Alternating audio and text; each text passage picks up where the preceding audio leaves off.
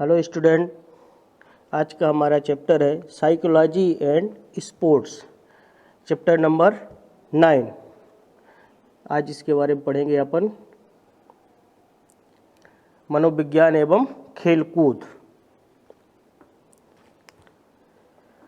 To reach the highest level of performance, players have to go through various physical training programs and thus required psychological support. To a number of psychological factors need to be taken into consideration to maintain and elevate the level of performance of player in the field of sports.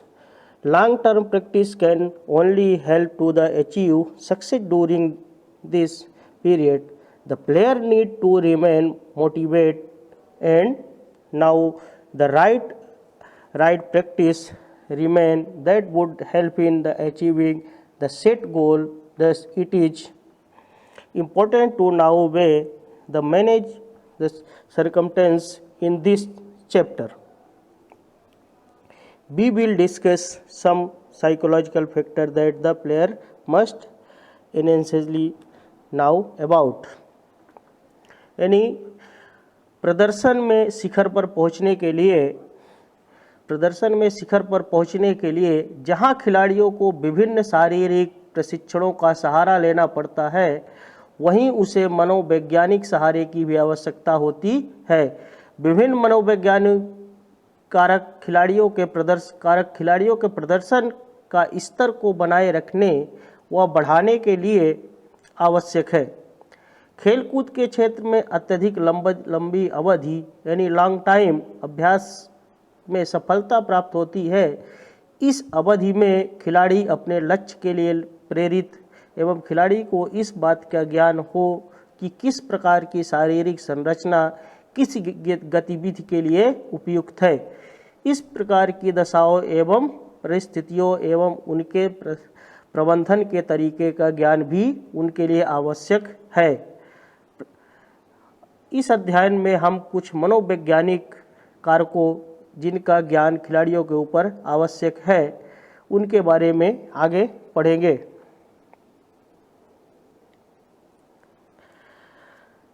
Next, personality is the definition and types, trait and type. Sheldon Jung and classification, Big 5 factor personality theory. यानी व्यक्तित्व परिभाषा, आयाम एवं प्रकार। Usually we judge the personality of a person as a strong or weak person on this basis of physical appearance such as height, weight, build, clothes. It, however, psychological define personality in the totally different manner. Let's you try and understand why same. यानी सामान्य व्यक्ति के बाह्य रूप जैसे deal डोल, कद, गाठी यानी पहनावा आदि के आधार पर उनके व्यक्तित्व का निर्धारण किया जाता है कि अमुक व्यक्ति का व्यक्तित्व प्रभावशाली है, परंतु व्यक्ति की मनोवैज्ञानिक अवधारणा अलग है। आइए इसे हम आगे पढ़ते हैं। पर्सनालिटी यानी व्यक्तित्व। The word person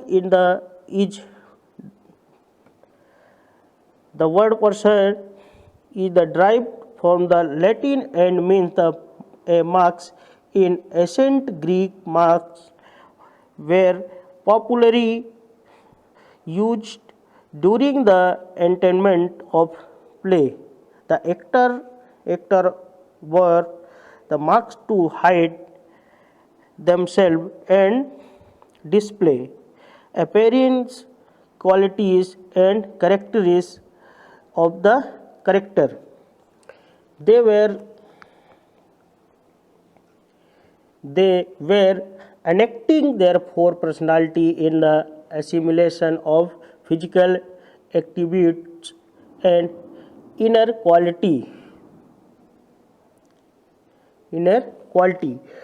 To understand meaning of personality clearly, let us analyze the following definition. व्यक्तित्व इस शब्द को लैटिन भाषा के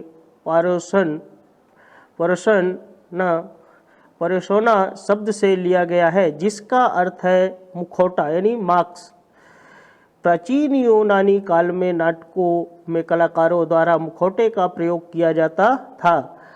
कलाकार मुखौटे के प्रयोग से अपने आप को छिपाकर उस व्यक्ति के रूप में रंग, अदाएं, योग्यता, आचार, विचार, गुणों को प्रदर्शित करता था।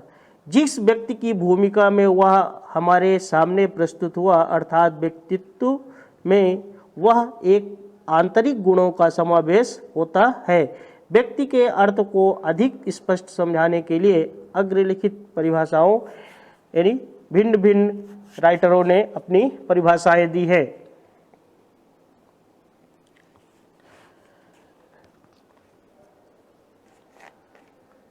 First, according to Mann, personality is the assimilation of a person, behavior, interest, opinion, capability and talent. मन के अनुसार व्यक्तित्व व्यक्ति की संरचना, व्यवहार का ढंग, रुचियों, दृष्टिकोणों, सामर्थ्य, योग्यताओं का अभिलक्षण संयोजन है। And next, as per Guilford, तो personality is the distinctive character of a person, qualities and trade. Guilford के अनुसार व्यक्तित्व व्यक्ति के गुणों या विशेषताओं का विशिष्ट स्वरूप है।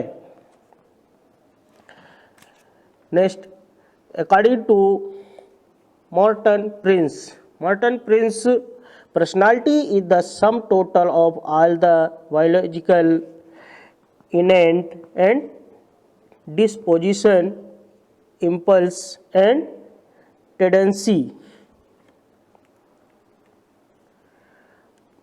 मॉर्टन प्रिंस के अनुसार व्यक्तित्व व्यक्ति की सभी प्रकार की जन्मजात प्रवृत्तियों एवं आवेगों, इच्छाओं, मूल प्रवृत्तियों तथा अनुभवों द्वारा अर्जित गुणों का योग है। अकॉर्डिंग टू वाटसन के personality is the sum of activities that can be discovered by actual observation over long enough period of time, give the reliable information.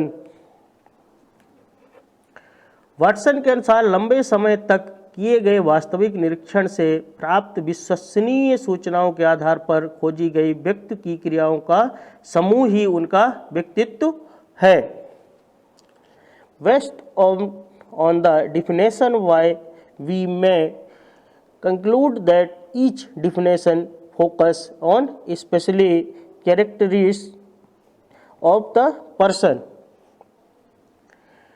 उपर्युक्त परिभाषाओं के आधार पर यह निष्कर्ष निकलता है कि प्रत्येक परिभाषा किसी विचार विशेष को व्यक्त करती है या किसी की विशेषता की ओर संकेत करती है। Thus we may say that the personality is the assimilation of the qualities of a person that the reflect through her behavior.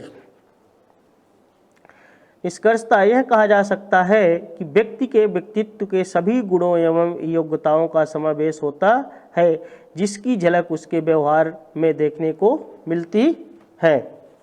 Next,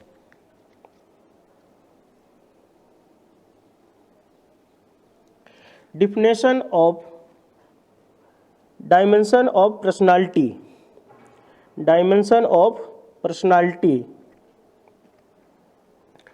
व्यक्तित्व के आयाम। Personality is the combination of a lot of qualities and is a complete unit encompassing many aspects This includes physical, mental, emotional, and social aspect. All these aspects together reflect and person integrate image. Although all these aspects are connected to on another, at they are distinct in nature as the explained below.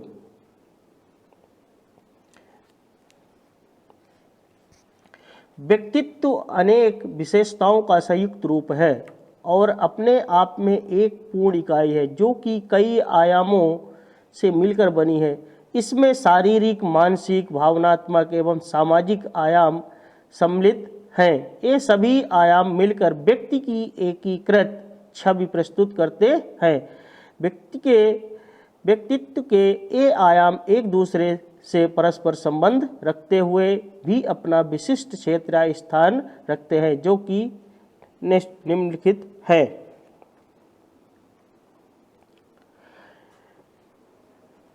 Dimension of personality.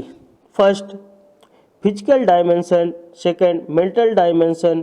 Third, social dimension. And last, emotional dimension. First, social dimension.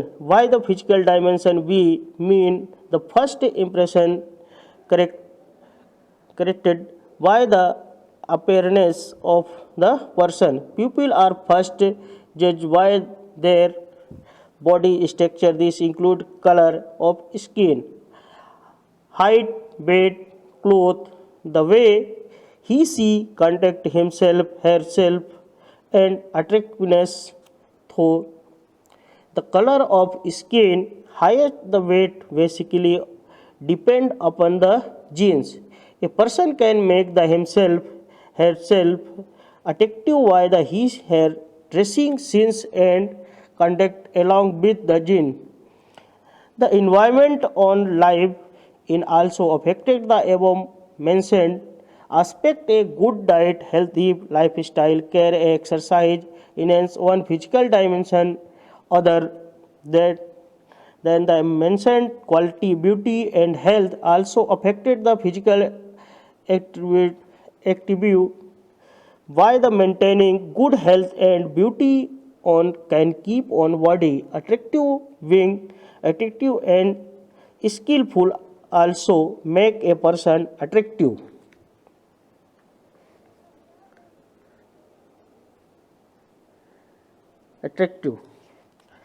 शारीरिक आयाम। शारीरिक आयाम से आशय यह है कि व्यक्ति प्रथम दृष्टता कैसा दिखता है। व्यक्ति की पहली धारणा व्यक्ति की शारीरिक संरचना से ही बनती है। इसके अंतर्गत व्यक्ति की कद, गाठी, पहचान, रंग, रूप, आसन, अंदाज एवं आकर्षण सम्मिलित है। हालांकि रूप, रंग, कद, गाठी व्यक्ति की आनुवंशिकता पर निर्भर करते हैं तथापि व्यक्ति अपनी शैली, पहनावा, आसन आदि से अपने व्यक्तित्व को आकर्षण बना सकता है। आनुवंशिकता के साथ साथ वातावरणीय घटकों का भी उपर्युक्त गुणों पर प्रभाव पड़ता है। अच्छे खान पान, स्वास्थ्य देखभाल, व्यायाम से इनमें सुधार किया जा सकता है। इसके अतिरिक्त इस आयाम से सौंदर्य तथा स्वास्थ्य का भी समावेश होता है। अपने स्वास्थ्य को बेहतर बनाए रखकर एवं सौंदर्य को अपनाकर शारीरिक छवि को आकर्षक बनाया जा सकता है। व्यक्ति को कार्यकुशलता भी शारीरिक छवि को आकर्षक बनाने में योगदान देती है। Next,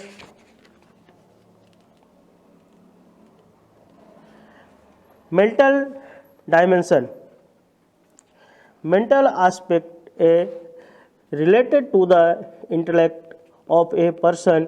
It is the intelligence that the make man superior to other living beings. The importance of this aspect can be understood by the people who have the attained success and fame only on the basis of their intellect. A person thought, opinion, ability to argue, argue knowledge, acquisition, experience, behavior, and decision making the ability are a part of mental dimension. It is the worst of the quality that attains dignity, although some of the above mentioned quality are genetically acquired. There are many techniques to acquire and enhance these qualities. There have been instances where intellect has been the developed thought, the identity, analyze, and reasoning. यानी मानसिक आयाम, mental dimension. मानसिक आयाम बौद्धिक योग्यता से संबंधित है। बौद्धिक योग्यता ही मनुष्य की प्राणी जगत में श्रेष्ठ बनाती है।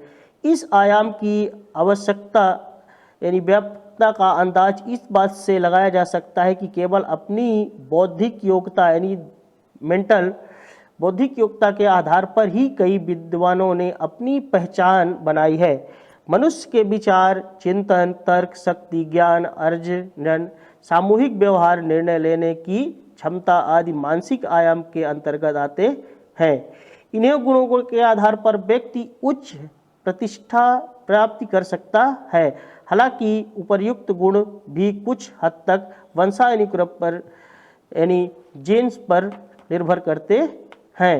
अनेक विभूतियाँ ऐसी जन्मी हैं जिन्होंने अपनी बौद्धिक योग्यता को चिंतन, मंथन एवं तर्क ज्ञान के आधार पर विकसित करके अपना परचम लहराया है और अपनी विलक्षण बौद्धिक योग्यता का लोहा मनवाया है।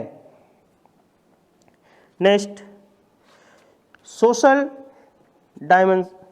डायमेंशन। Social dimension.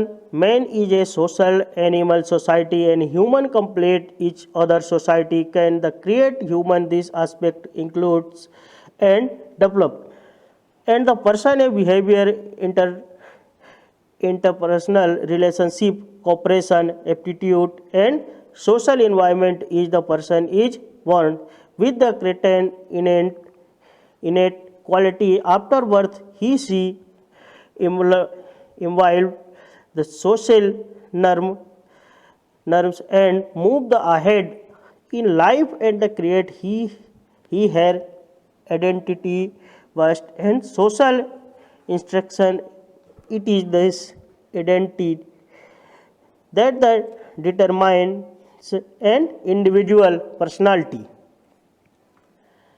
सामाजिक आयाम। मनुष्य एक सामाजिक प्राणी है। समाज और मनुष्य एक दूसरे के पूरक हैं, इन्हें अलग नहीं किया जा सकता। मनुष्य से समाज बनता है और समाज मनुष्य को बनाता है।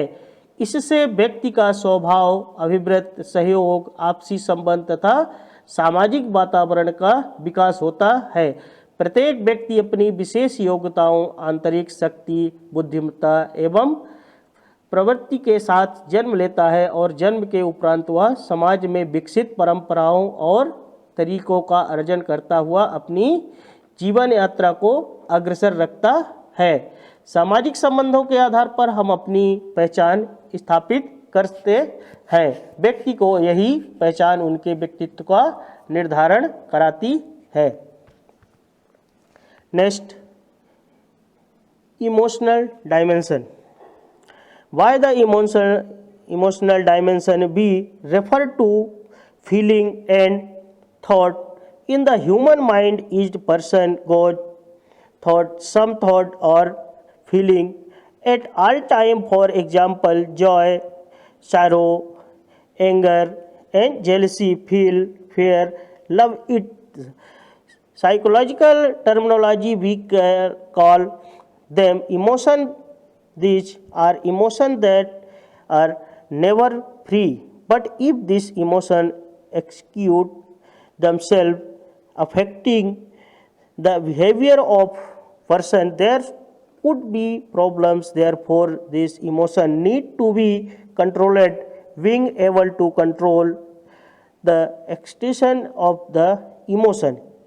In now as emotion stability, when a person is able to control her emotion or feeling successfully, he she in believed to have a good personality with good mental health.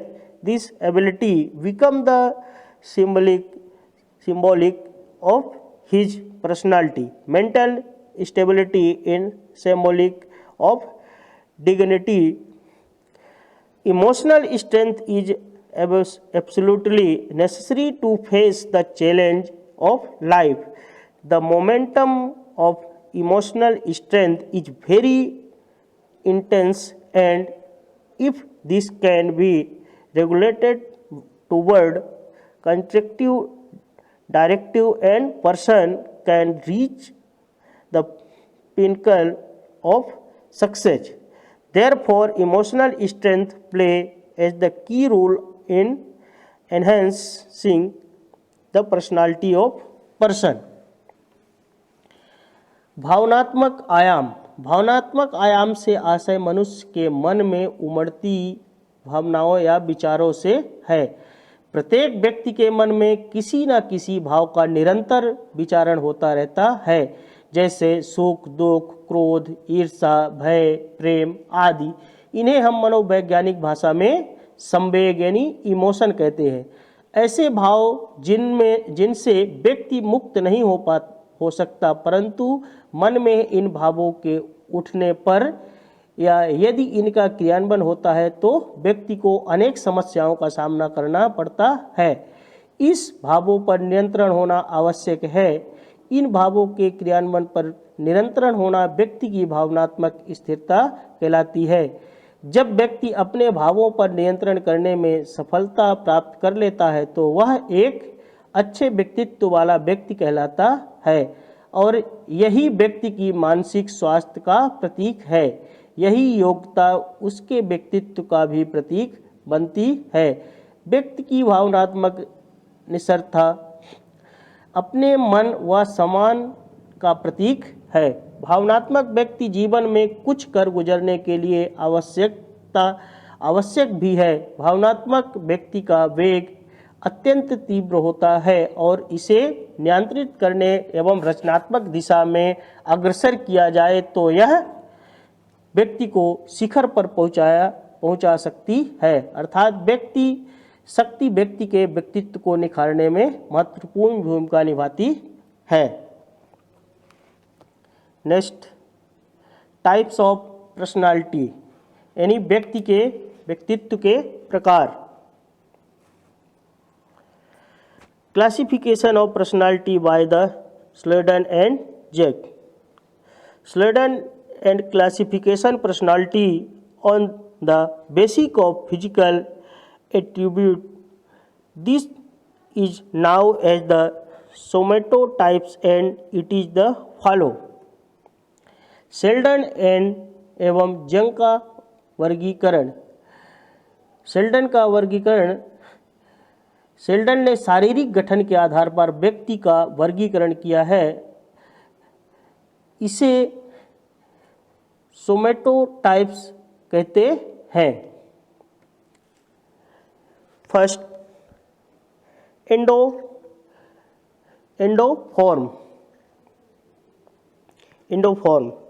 The people falling in this category have a small leg and arm and rounded and delicate body.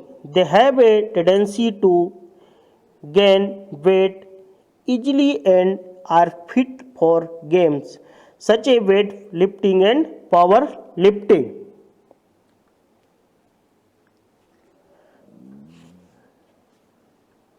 एंडोफॉर्म यानी इस श्रेणी के व्यक्तियों की बाजू तथा टांगें छोटी होती हैं। शरीर मोटा, गोल मटोल एवं कोमल होता है। शरीर के अंग देखने में छोटे प्रतीत होते हैं। ये शीघ्रता ही मोटापे से ग्रसित हो जाते हैं, परंतु ऐसे लोग वेट लिफ्टिंग, पावर लिफ्टिंग जैसे खेलों में उपयुक्त माने जाते हैं। Next,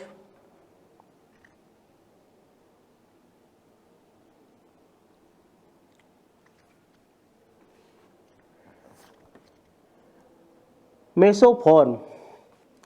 People in this category have a well-filled and attractive body. Their shoulders are broad and compared to their waist. They are called athlete bodies. Such a pupil can participate in any sport. Such a pupil are energetic, brave and dominating. मेसोफॉर्म इस श्रेणी के व्यक्तियों की शारीरिक संरचना गठीली एवं आकर्षक होती है। इनके कंधे कमर की अपेक्षा चौड़े होते हैं। इन्हें एथलेटिक्स शारीरिक आकार के नाम से भी जाना जाता है। अधिकतर सभी खेलों के लिए उपयुक्त होते हैं। इस प्रकार के व्यक्ति ऊर्जावान, प्रभुत्व जमाने वाले एवं साहसी होते हैं। Next, ectomorph. Third, people in this category are lean. Their a body part appear to be long but their body form is weak. They are straight and withdrawn. They are flat, erect and have a long muscles. Such a pupil are fit for endurance related activities because light bodies perform better in activities that require tolerance. Their metabolism is good and thus they do not again wait.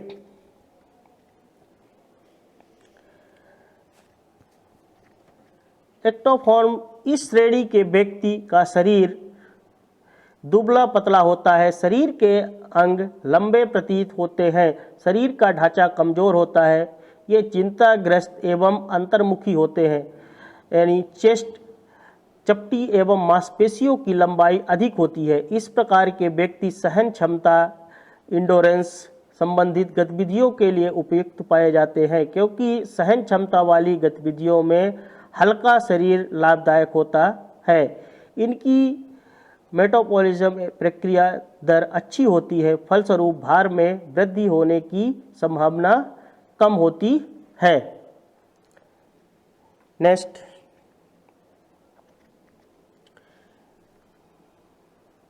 Young classification. Young's and classification. Psychologist Jung had the categorized personality in the following manner.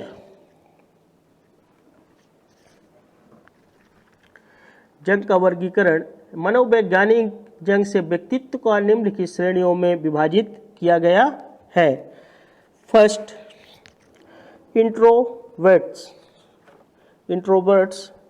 Such a pupil are withdrawn and like to be along. They are engrossed in their own thought. They are say and take the decision after deep thought. Even after taking decision, they take time to implement in their point of view is personal. They are careful in the putting across their point. They are not socially tactful. यानी अंतर्मुखी, introverts इन अंतर्मुखी। इस प्रकार के व्यक्ति एकाग्रप्रिय तथा अंतर केंद्रित होते हैं और अपनी कल्पनाओं में लीन रहते हैं। ये प्रायः आदर्शवादी होते हैं तथा भविष्य के बारे में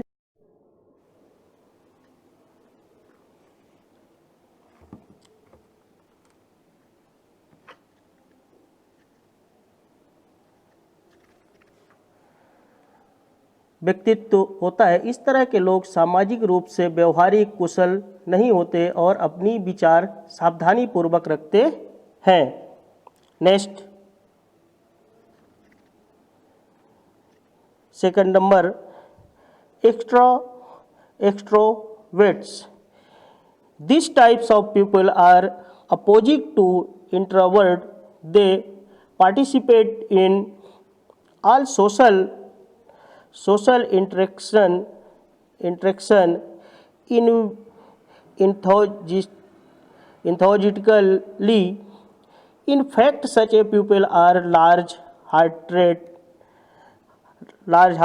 brave, एवं interactive and stress-free. They have the positive outlook and live in the present. They do not hesitate to the share their point of view. They take the decision quickly and implement them immediately.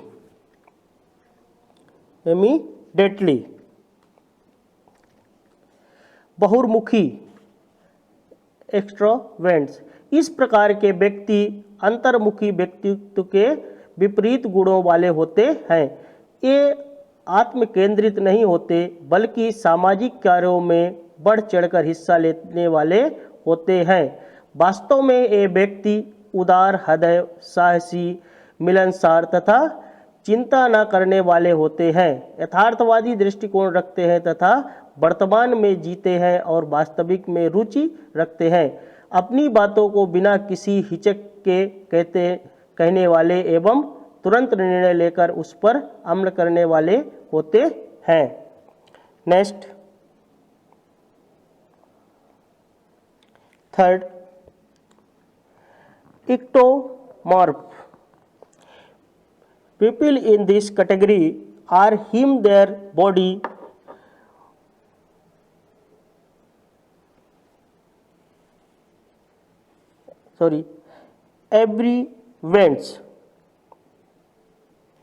everywhere.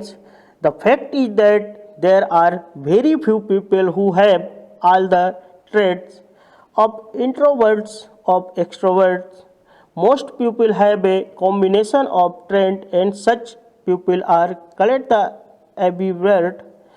They have some trait and introvert and some of the extrovert. यानी उदयमुखी। वास्तव में उपर्युक्त दोनों प्रकारों की पूर्ण विशेषताओं वाले व्यक्ति कम ही मिलते हैं। अधिकांश व्यक्तियों में अंतर्मुखी व बहुर्मुखी विशेषताओं का मिश्रण होता है। ऐसे व्यक्तियों को उदयमुखी कहा जाता है, अर्थात जिस व्यक्ति के कुछ विशेषताओं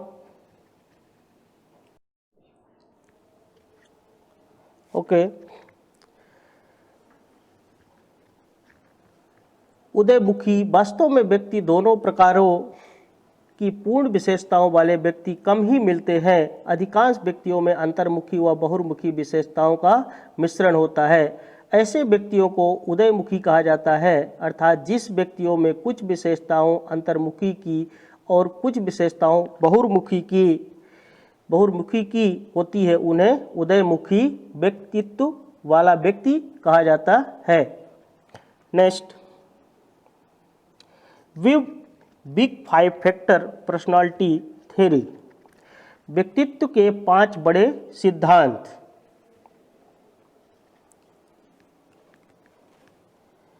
5 broad dimension of psychology, also known as the 5 factor theory of the personality, has been developed by the Robert McCarthy and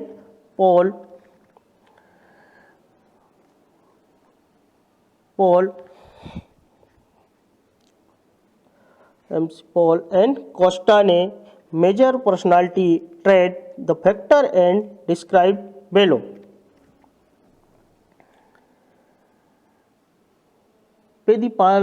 प्रतिपादन पाल कास एवं रॉबर्ट मैक्रे ने अपने गहन अध्ययन द्वारा किया है कि जिन्हें बिग 5 थ्योरी के नाम से जाना जाता है।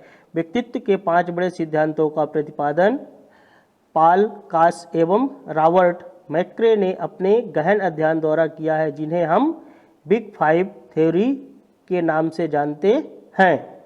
First, ओपनेस। Such a people are open-minded and adopt new thought and believe easily. They have flexible and curing nature and are friendly.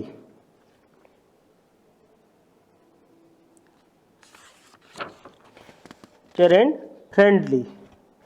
इस प्रकार के गुण वाले व्यक्ति खुले विचारों वाले तथा किसी भी नई धारणा या विचार को अपनाने वाले होते हैं। इनकी प्राकृतिक लचीली, जिज्ञासु एवं व्यवहारिक होती है।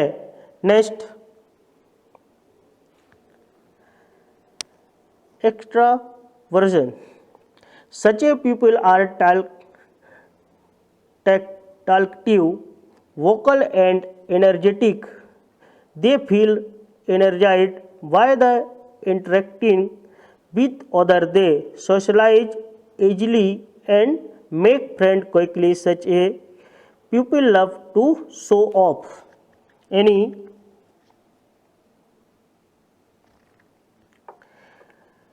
बहुर्मुखता। ऐसे गुण वाले व्यक्ति बातूबी, मुखर एवं ऊर्जावान होते हैं। ये दूसरों से बातें करके अपने आप को ऊर्जावान महसूस कराते हैं। ये सामाजिक होते हैं तथा दूसरों के साथ शीघ्रता से घुल मिल जाते हैं। इस तरह के लोग दिखावा पसंद नहीं होते। Next, consistence. Such a people are honest, hardworking, and wise. They are trustworthy, dutiful, self-disciplined, and responsible. यानी विवेकशीलता, कर्तव्यनिष्ठा। ऐसे गुण वाले व्यक्ति ईमानदार, कर्तव्यनिष्ठ, विवेकशील होते हैं। इस प्रकार के व्यक्ति विश्वसनीय, परिश्रमी, स्वभाव अनुसत एवं जिम्मेदार होते हैं। हमेशा किसी न किसी कार्य में व्यस्त रहते हैं। Next, agreeableness. Such a people are kind, loving and compassionate. They agree with others easily. They are cooperative and politely. ऐसे गुण वाले सहमतता। ऐसे गुण वाले व्यक्ति उदार, स्नेही एवं सहानुभूति रखने वाले होते हैं। दूसरों की बातों से जल्दी ही सहमत हो जाते हैं। सबके साथ सहयोगपूर्ण व्यवहार करते हैं और विनम्र स्वभाव के होते हैं। Next, neuroticism. Such a people are emotionally unstable and their behavior too is not balanced.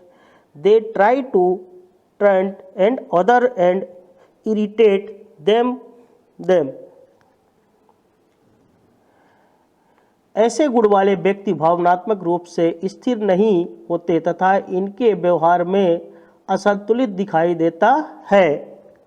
They are always straight and keep the impression therefore they are unsuccessful in maintaining interpersonal relationship. यह दूसरे पर तंज करने एवं चिढ़ाने का प्रयास करते हैं, चिंताग्रस्ती रहते हैं और हमेशा अपनी भयभीत भावनाओं को प्रकट करते रहते हैं। दूसरों के साथ सामंजस्य बैठाने में सफल नहीं होते। Okay, next topic, motivation, its types and technique. इसको अपन पढ़ेंगे नेक्स्ट वीडियो में। Thank you.